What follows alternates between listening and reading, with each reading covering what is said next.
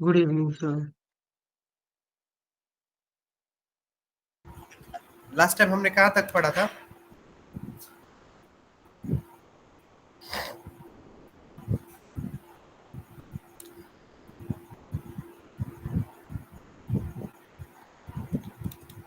क्या पढ़ा था लास्ट टॉपिक? अब तुम लोगों को बोलना है नहीं तो चलो मैं पढ़ाता हूँ। स्क्रीन शेयर हो रहा है? Yes, sir. ओके, सो देखो लास्ट टाइम हमने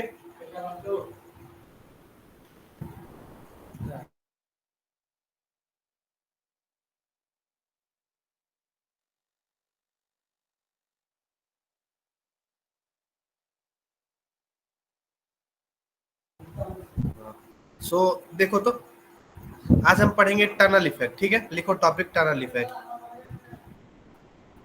ओके, सबको सुनाई तो दे रहा है? या सारे सो गए? Yes, sir. Sir. Okay, tunnel Yes, sir. Effect काफी इजी टॉपिक है पर काफी रिपीटेड टॉपिक है ये। ऑलमोस्ट समझो ये टनल इफेक्ट और अल्फा डी के ये ऑलमोस्ट हर साल पूछा जाने वाला क्वेश्चन ही है सेक्शन डी में। एक क्वेश्चन हो गया वो potential infinite potential well. Finite potential well infinite हमने पढ़ा। फाइनाइट का मैं अभी इसी अमित सरीन के बुक में ऊपर टॉपिक देखोगे द पोटेंशियल बैरियर कह के लिखा होगा, उसमें लिखा होगा फाइनाइट पोटेंशियल, वो है फाइनाइट पोटेंशियल। वो एक बार देखना, सेम है इनफाइनाइट पोटेंशियल जैसा, सेम। बस क्या होता है डिफरेंस, इसमें हाइट फिक्स होता है फाइनाइट पोटेंशियल में। तो एक बार देखना अगर समझ आए तो ओके, वरना तो वो मैं एक बार और थोरली समझा दूंगा। इससे बाकी सब इनफाइनाइट जैसा है। तो चलो, ये टनल इफेक्ट और अल्फा डी के ये ऑलमोस्ट आउट क्वेश्चन जैसा रहता है सेक्शन डी में। थ्योरी क्वेश्चन है ये। इसमें बस एक फार्मूला है, वो फार्मूला तुम्हें डिराइव भी नहीं करना है, बस याद रखना है वो फार्मूला। पर ये ऑलमोस्ट आउट क्वेश्चन जैसा ही होता है टनल इफेक्ट और अल्फा डी के। तो आज हम टनल इफेक्ट पढ़ते हैं। टनल इफेक्ट काफी इजी है, थोड़ा सा ध्यान देना है यहाँ पे। देखो तो क्या लिखा है, consider a particle of mass m। ये पार्टिकल दिख रहा है? Yes, Yes, sir. sir. एक पार्टिकल है, वो मास m है। ये है पोटेंशियल बैरियर। ये देख रहा है, ये दिख रहा है? Yes, sir. पोटेंशियल बैरियर है। Potential barrier acts as wall, एक दीवार के रूप में काम करता है। You know that? Yes, sir. Yes, sir. Okay, तो देखो तो consider a particle of mass m। एक पार्टिकल है जिसका मास स्मॉल m है, वो इस पोटेंशियल बैरियर की तरफ मूव कर रहा है, यहाँ से मूव कर रहा है ये पोटेंशियल बैरियर की तरफ। ये पोटेंशियल बैरियर जो है इसका हाइट फिक्स है, और ये हाइट है v नॉट। हाइट क्या है? v not. What is naught. This v naught? This is height of height, Potential barrier. या दिस इज हाइट। और ये क्या है? ये जो यहाँ से ये है थिकनेस। क्या है ये thickness? Thickness of what? Potential Potential barrier. barrier. तो 0 से a तक है थिकनेस, तो what will be the thickness? a। A. सो एक पार्टिकल है जिसका मास m है, वो पोटेंशियल बैरियर की तरफ मूव कर रहा है। जो पोटेंशियल बैरियर, अब पोटेंशियल बैरियर वर्ड को रिप्लेस करके तुम समझो एक दीवार, समझने के लिए क्या है, एक बॉल मैंने फेंका, एक बॉल में फेंका मैंने दीवार की तरफ। उस दीवार का हाइट है v नॉट, उस दीवार की थिकनेस है a, और एक मैंने बॉल फेंका जिसका मास है स्मॉल m। यहाँ तक everyone clear? Yes, Yes, sir. sir. अब क्या है, जो जिस एनर्जी से मैंने फेंका है ना, वो है कैपिटल E। तो sir capital E is the energy. Okay, यहाँ तक सबको Yes, क्लियर है? sir. अगर यहाँ तक क्लियर है Yes, तो sir. आगे समझने में कुछ भी टफ नहीं होगा। देखो अब इजिली समझोगे। अभी तक मैंने क्या बोला, एक पार्टिकल है जिसका मास है m, थिकनेस है a, हाइट है v नॉट, किसका? पोटेंशियल बैरियर का, which is acting as a wall, और एनर्जी है कैपिटल E। अब क्या सपोज करो, सपोज कि जो एनर्जी है ना, ये एनर्जी एनर्जी हाइट से कम है। Energy is less than height, energy is less than height. यहाँ क्या करो, suppose that energy E of particle is less than v naught. This is you are supposing, okay. Yes, अब sir. ये बताओ, हमें अभी कौन सा मैकेनिक्स पढ़ रहे हैं, क्लासिकल मैकेनिक या क्वांटम मैकेनिक? अभी हम किस चीज के बारे में, अभी जो इतना टॉपिक्स हमने पढ़ा, सेक्शन सी सेक्शन डी, ये कौन सी मैकेनिक्स के अंडर फॉल करता है? Quantum mechanics. Quantum mechanics. तो अभी तो हम सारे चीज क्या करेंगे, क्वांटम मैकेनिक्स के रूप में फॉलो करेंगे।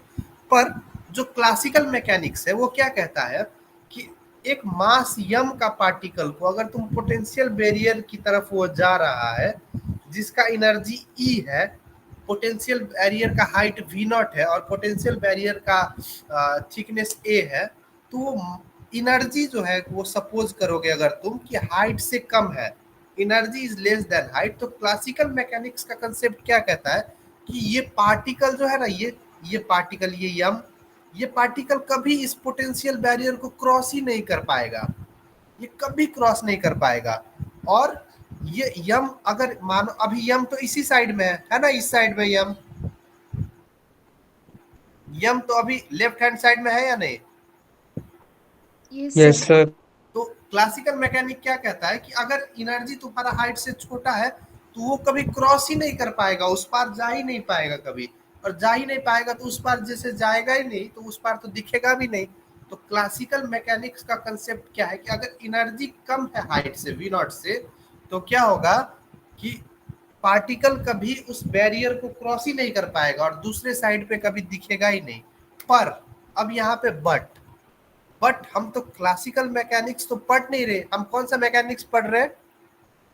Quantum Quantum mechanics. mechanics. Quantum mechanic. अब क्वांटम मैकेनिक्स क्या कहता है कि नहीं, क्लासिकल मैकेनिक्स ने तो सीधा बोल दिया कि वो क्रॉस ही नहीं कर पाएगा, उसका कुछ कंडीशन ही नहीं दिया कि नहीं, मानो 1 मिनट के लिए मानो कि मैं पार्टिकल को इतना जोर से फेंकूंगा कि वो क्रॉस कर पाएगा, ये सब तो उसने कुछ डिस्कस ही नहीं किया।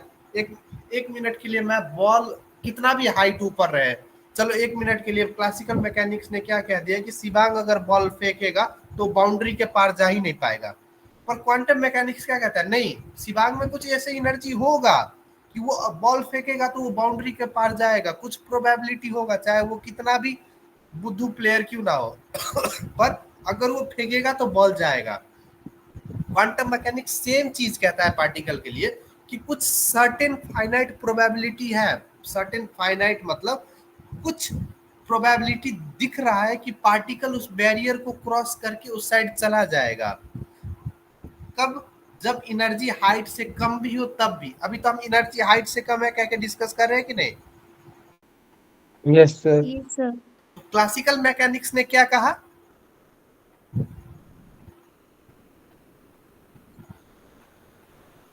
If energy is less than the height of potential barrier, तो वो पार्टिकल बाउंड्री से क्रॉस नहीं करेगा। हाँ, बैरियर कभी क्रॉस ही नहीं कर पाएगा। पर क्वांटम मैकेनिक्स क्या कहता है कि नहीं, तुम रॉन्ग हो, कुछ प्रोबेबिलिटी है अभी भी आशा मरी नहीं है, अभी भी कुछ प्रोबेबिलिटी है, कुछ संभावनाएं दिखाई दे रही है कि वो पार्टिकल क्रॉस कर जाएगा उस बैरियर को।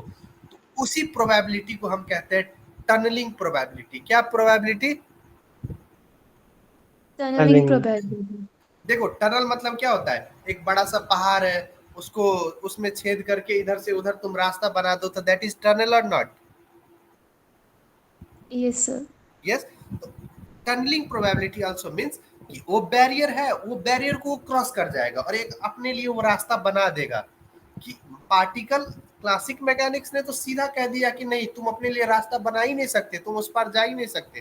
पर क्वांटम मैकेनिक्स जिद पे अड़ गया कि नहीं, प्रोबेबिलिटी है, वो अपने लिए रास्ता बनाएगा, उसका प्रोबेबिलिटी है, और उसी प्रोबेबिलिटी को हम कहते हैं टनलिंग प्रोबेबिलिटी। क्लियर है यहाँ तक सबको? Yes, sir. Everyone clear? Yes sir.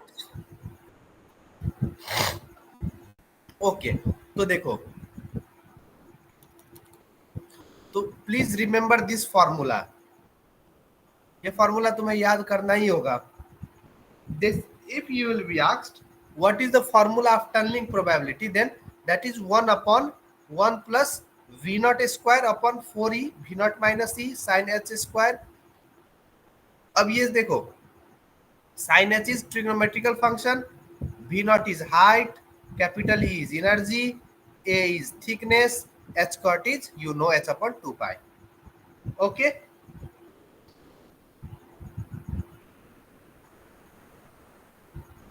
Okay. Yes, sir. अब एक बात बताओ तो नॉर्मल चीज, मानो ये बैरियर का हाइट काफी ज्यादा बड़ा है, एक मिनट के लिए सिंपल सी सोचो तुम, बैरियर का हाइट बहुत ज्यादा बड़ा है या बैरियर बहुत ज्यादा मोटा है, वॉल बहुत ज्यादा मोटा है या बहुत हाइट बड़ा है, तो पेनिट्रेशन बिग होगा या स्मॉल होगा, उसमें छेद करने की प्रोबेबिलिटी ज्यादा होगा या कम होगा? कम। कम। ओके, कम एक ने बोला। नेक्स्ट किसी का इससे different answer? What is your opinion about this Amandeep?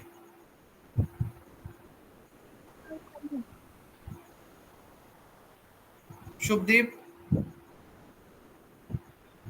Sir कमी होगी प्रोबेबिलिटी। ऑफ कोर्स ही बात है, देखो तो एक सिंपल सी अभी तक जो हमने पढ़ा है, एक लकड़ा को तोड़ने में कितना, एक स्टिक को तोड़ोगे तो इजीली टूट जाएगा, पर 10 ले लोगे तो बहुत हार्डली टूटेगा। ऐसे ही कम थिकनेस वाला अगर वॉल है तो पेनिट्रेशन ज्यादा होगा उसमें, और बहुत थिकनेस है, बहुत हाइट बड़ा है तो उसमें पेनिट्रेशन क्या होगा, कम होगा। तो ये पॉइंट तुम लिख सकते हो। Yes, sir. ओके, सो यही, अब देखो अभी हम टॉपिक क्या पढ़ रहे थे? Tunneling. टनल इफेक्ट या टनलिंग, यही टॉपिक अभी हम पढ़ रहे थे। तो अब अभी तक तो हमने कहीं पे डिस्कस ही नहीं किया कि व्हाट इज टनलिंग। अभी हमने ये पढ़ लिया कि हाइट, एनर्जी, टनलिंग प्रोबेबिलिटी, ये सब पढ़ लिया, पर व्हाट इज टनलिंग नहीं पढ़ा। तो यही सब फेनोमेना जो अभी हुआ कि क्वांटम मैकेनिक्स ने कहा कि मास वाला पार्टिकल क्रॉस कर जाएगा, वो बैरियर को पेनिट्रेट कर लेगा, तो this phenomenon of barrier penetration is known as tunnelling and such effect shown is known as tunnel effect. Clear? Yes, sir. Now can you write this question in 8 marks? Yes, sir. First, draw the figure, describe all the symbols you have used, that V naught is height, E is energy, A is thickness, M is the mass of particle, a particle is moving towards barrier, ये सब लिख सकते हो ना? Yes, sir. अभी जितना समझने वाला पॉइंट था समझ लिया। क्लासिकल मैकेनिक्स ने मना कर दिया कि मास वाला पार्टिकल क्रॉस नहीं कर पाएगा, क्वांटम मैकेनिक्स जिद पे अड़ गया कि नहीं वो कर पाएगा, प्रोबेबिलिटी है करने का, वो उस साइड जाएगा। वो प्रोबेबिलिटी को हम बोलेंगे कौन सा probability? Tunnelling probability. Tunnelling probability, उसका फॉर्मूला भी तुम्हें दिखाई देगा। उसके बाद क्या हमने एक और पॉइंट समझा कि बहुत अगर बड़ा थिकनेस हो वॉल का तो पेनिट्रेशन कम होगा। अच्छा, ये सब फेनोमेनन जो हमने पढ़ा, वो फेनोमेनन को हम क्या कहेंगे? Tunnel effect. टनल इफेक्ट या tunnelling. Clear all about tunnelling effect? Yes, सब sir. कुछ क्लियर Yes, है? sir. ओके, सो 8 मार्क्स का क्वेश्चन यहाँ पे इजीली खत्म हो गया, टनलिंग इफेक्ट। अब तो अच्छे से लिख पाओगे ना ये क्वेश्चन? Yes, sir. ओके, थोड़ा सा इस बारे में भी देखते हैं, एप्लीकेशन ऑफ बैरियर पेनिट्रेशन। अभी जो हमने पढ़ा टनल इफेक्ट, उसमें क्या हुआ, बैरियर को हमने क्या किया, पेनिट्रेट किया। अब उसका एप्लीकेशन है अल्फा डीके कह के एक टॉपिक है, अभी थोड़ा सा पढ़ते हैं और बाकी इसको हम समझेंगे। अल्फा डीके क्या होता है? Alpha decay is the process in which a nucleus loses an alpha particle. अच्छा, तुमने एटॉमिक स्ट्रक्चर जब बनाया था तो उसमें एक न्यूक्लियस होता था, उसके अंदर प्रोटॉन, न्यूट्रॉन, इलेक्ट्रॉन होता था, याद है? Yes, sir. तो न्यूक्लियस क्या क्या कंसिस्ट करता था अपने अंदर? Protons and neutrons. प्रोटॉन्स और न्यूट्रॉन्स। इलेक्ट्रॉन्स क्या होते थे? बाहर के सारे सर्कल्स में होते थे ना? Yes, Yes, sir. sir. तो अल्फा डीके क्या होता है? देखो न्यूक्लियस में बहुत सारे पार्टिकल होते हैं, जैसे alpha particle, beta particle, gamma particle, ऐसे पार्टिकल्स होते हैं। तो alpha decay is the process और नाम से ही पता चल रहा है। डीके मतलब क्या होता है? होना। डीके मतलब क्या होता है? टू लू। हाँ जी, खत्म होना। हाँ, खत्म होना, लूज करना किसी चीज को। तो नाम से ही पता चल रहा है अल्फा डीके में कौन सा चीज लूज होगा? Alpha particle. Alpha particle. तो alpha decay is the process in which a nucleus loses an alpha particle. एक प्रोसेस है अल्फा डीके, केमिकल प्रोसेस होता है ये, कि जहाँ पे एक न्यूक्लियस क्या करेगा, अल्फा पार्टिकल को लूज करेगा, और वो लूज करने के बाद मानो न्यूक्लियस ए है तो वो बी में चेंज हो जाएगा, ए न्यूक्लियस बी में चेंज हो जाएगा, क्योंकि वो उसने कुछ लूज किया। मानो अब जैसे फर्स्ट कोई क्लास में टॉपर है, उसने, अब वो टॉपर फर्स्ट टर्मिनल एग्जाम में वो टॉपर हुआ, पर उसने कुछ मार्क्स लूज कर लिया सेकंड टर्मिनल एग्जाम में, तो वो सेकंड हो गया। तो मतलब एक न्यूक्लियस ऐसे ही अपने अंदर से कुछ लूज करने के बाद दूसरे न्यूक्लियस में चेंज हो जाता है। तो alpha decay is the process in which nucleus loses an alpha particle, और वो चेंज क्या हो जाएगा दूसरे न्यूक्लियस में, with charge number less by 2। You know what is charge number? You must know what is charge number, and mass number less by 4. अच्छा, so alpha decay is a process in which a nucleus loses an alpha particle. Nucleus एक alpha particle को loose करेगा, जिसके कारण से वो दूसरे nucleus में चेंज हो जाएगा, जिसमें चार्ज नंबर 2 से लेस होगा और मास नंबर 4 से। अब तुम्हारा वर्क है, ये जो केमिकल रिएक्शन लिखा हुआ है, ये जो तुम्हें लूज का लिखा हुआ, इसमें यक्स क्या होता है, जेड क्या होता है, और कैपिटल यम क्या होता है, ये तुम्हें लिख के आना है और भेजना है। ये ट्वेल्थ में पढ़ा था, ये 12th के टॉपिक था। ठीक है 12th का सारा। टॉपिक है। और कैपिटल ए क्या होता है, ये लिख के और भेजना है, क्योंकि तुम्हें अल्फा डीके में यही 8 मार्क्स में लिखना है। वैसे 8 मार्क्स में क्वेश्चन नहीं आता है, पर फिर भी जितना आएगा उतने में लिखना है। बाकी उसके बाद हम ये नीचे पढ़ेंगे। और तुम्हें जो फाइनाइट पोटेंशियल वेल मैंने बोला था, वो अमित सरीन के पीडीएफ में तुम ये कोई मार्क कर लो, ये पेज 298 द पोटेंशियल बैरियर, यहाँ पे लिखा है ना, consider a finite potential barrier, इसमें हाइट v नॉट। इनफाइनाइट में कहीं पे हाइट देखा था तुमने? No sir. नो। तो चेंज इतना है कि इसमें हाइट है, बाकी सब कुछ नीचे में देखोगे तो वही सब निकाला है, बाउंड्री कंडीशन, वही टाइम इंडिपेंडेंट स्क्रोडिंगर लिया है। उसके बाद हमने क्या किया यहाँ पे, अच्छा इसके लिए अलग से जनरल सॉल्यूशन है, उसमें क्या था, ए साइन समथिंग था प्लस बी कॉस के, ए साइन के एक्स प्लस बी कॉस के एक्स था।